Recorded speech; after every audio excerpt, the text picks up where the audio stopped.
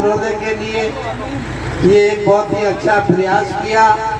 समाज को एक मंच पे लाने के लिए बहुत ही अच्छा महायज्ञ किया।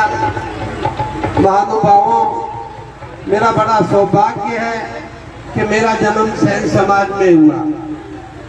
मैं पिछले कई वर्षों से देख रहा हूँ कि समाज के अंदर हमारे न जाने कितने ही ग्रुप बने हुए हैं, कितने ही संगठन बने हुए हैं, कितने ही फोर्स बने हुए हैं और कितनी ही सेनाएं बनी हुई है। ठीक है, लेकिन जब तक कोई भी संस्था, कोई भी संगठन, कोई भी फोर्स और कोई भी सेना समाज के साथ उसके सुख दुख के अंदर आके खड़ी नहीं होगी, तब तक उन संस्थाओं की और उन समितियों की, उन संगठनों की कोई सार्थकता नहीं है।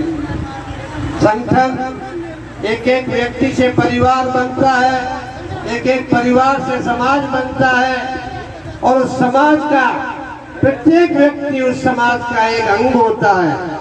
संगठन और समाज का एक दायित्व होता है कि समाज के किसी भी व्यक्ति के साथ अगर अन्याय हो रहा है, अत्याचार हो रहा है, जुल्म हो रहा है, तो उस व्यक्ति के साथ नहीं हो रहा है, वो उस पूरे समाज के साथ हो रहा है। लेकिन बड़े दुख की बात है कि इतने संगठन बने हुए हैं, लेकिन किसी भी व्यक्ति के संकट, विपदा और कष्ट के अंदर कभी कोई समाज आके खड़ा नहीं होता है। सब अपने अपने मंचों पे अपने अपने दावे सामाजिक एकता के लगाते हैं, बड़े बड़े नारे लगाते हैं, लेकिन इन नारों से और इन प्रोग्रामों से हमारी सार्थकता नहीं होगी जब तक हम एक मंच पे आके खड़े नहीं होंगे, जब तक हम विकास, हमारा समाज और परिवार विकास और उन्नति की तरफ आगे नहीं बढ़ सकता। आज हम बिखरे हुए अंगूर हैं। आप चले जाओ किसी भी शहर के अंदर, अंगूर अच्छे अच्छे दिख रहे हैं, आप पूछोगे क्या भाव है, 50 रुपए किलो है साहब, 80 रुपए किलो है। और उनके टूटे हुए दाने पूछोगे तो वो कहेंगे बाबा जी ये तो 10 रुपए किलो में दे देंगे। अरे भाई 10 रुपए किलो में कैसे, ये 50 रुपए किलो, ये 10 रुपए किलो। तो क्या बाबा जी ये अपने गुच्छे से टूट चुके हैं, अपने समूह से अलग हो चुके हैं, इसलिए इनकी कोई वैल्यूशन नहीं है। और जो गुच्छे में जुड़े हुए हैं उनकी वैल्यूशन 50 और 60 रुपए है, इनकी 10 रुपए वैल्यूशन हो गई है। क्यों? कि ये अपने गुच्छों से टूट चुके हैं, अलग हो चुके हैं। तो साथियों, हमें अगर अपने बच्चों का भविष्य उज्जवल बनाना है, समाज को एक लेके चलना है, तो हमें सबको एक मंच पे आना पड़ेगा। आज आए दिन किसी न किसी व्यक्ति और परिवार के ऊपर अन्याय और जुल्म और अत्याचार होता रहता है और हम सब कायरों की तरह मूक दर्शक बने हुए हैं। भाइयों, अगर हम सभी एक मंच पे आके इकट्ठे हो जाएं और सभी एक स्वर के अंदर आवाज लगाएंगे तो उसके सामने बड़े बड़े तानाशाह घुटना टेकने के लिए मजबूर हो जाएंगे।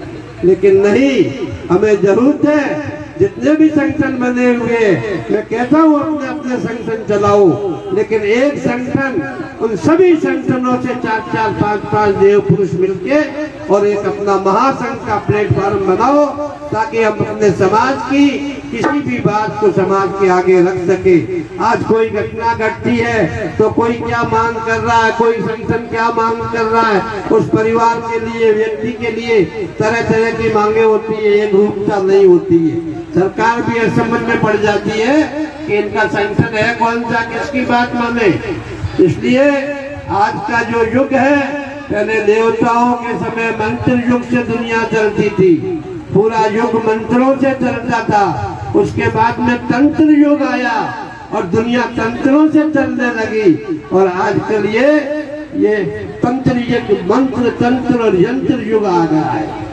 मंत्र, तंत्र और यंत्र युग आ गया है। एक छोटा सा मोबाइल, आप अंधेरे कमरे में बैठ के पूरी दुनिया से कांटेक्ट कर सकते हो, लेकिन हम उसका फालतू में प्रयोग कर रहे हैं, एक दूसरे की टांग खिंचाई में प्रयोग कर रहे हैं। जिन महापुरुषों को आगे होना चाहिए वो महापुरुष पीछे बैठे तमाशा देख रहे हैं और अयोग्य व्यक्ति जगह जगह संगठनों के अध्यक्ष बने हुए रुपए के अंदर 80 पैसे सब जगह यही माहौल है।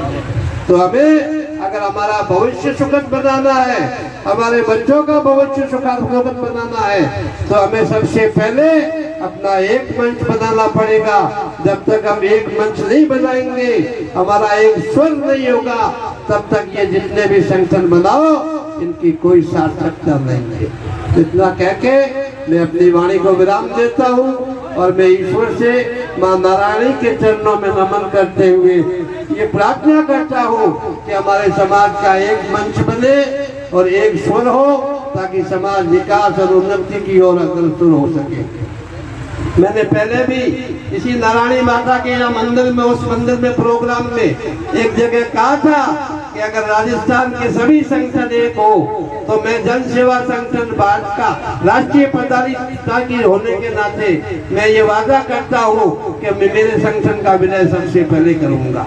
तो हमें अपने अपने संगठन चलाते हुए एक मंच की आवश्यकता है, एक संघ की आवश्यकता है, तभी जाके हमारी विकास और उन्नति के अंदर प्रगति होगी।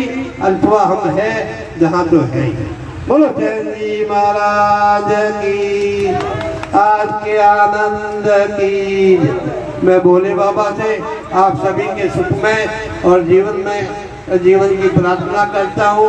हमेशा निरंतर ऊंचाइयों की ओर अग्रसर हो और आप सब सुखमय और मंगल भविष्य की कामना करता हूँ।